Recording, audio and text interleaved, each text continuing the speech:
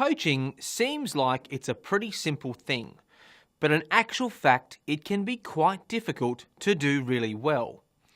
Let's have a look at some of the common mistakes that many coaches have fallen into so that we can try to avoid these for ourselves in the future. You don't need to be perfect, but as they say, knowledge is powerful. So let's get in the know. There's 10 mistakes for us to avoid. So get comfy and start taking notes.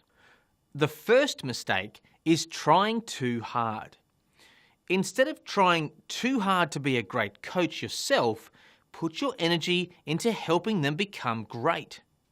The shift in focus from you to them will naturally lead to you being a better coach. Another common challenge is working too hard at it. It's your job to challenge their thinking and get them working, so don't work too hard yourself. Focus on guiding the conversation rather than doing most of the talking, or you'll wind up exhausted. Avoiding conversations that need to happen is our next issue. Everything important must be said. Don't avoid the challenging questions, even if they're a little harder to manage. You'll only be doing them an injustice.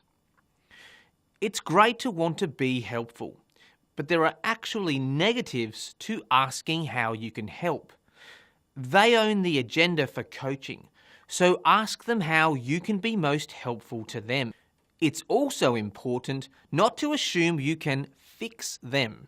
They're not a project for you to figure out, a challenge for you to overcome, or a problem for you to fix. Coaching is a relationship and a conversation. This brings us to our next mistake, talking too much. Oh, are you still talking? Silence and attentive listening are more powerful tools as a coach. Don't try to own the outcomes.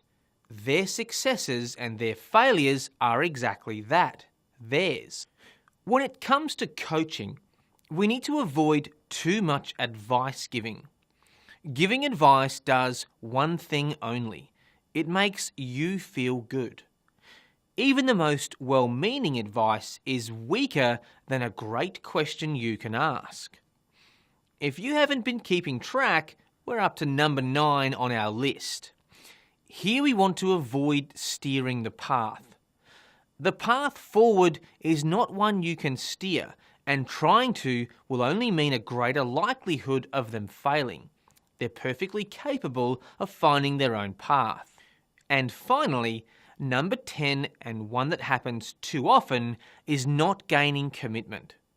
For coaching to truly be successful, there must be some commitment to advancing their cause. Otherwise, it just becomes a forgotten conversation.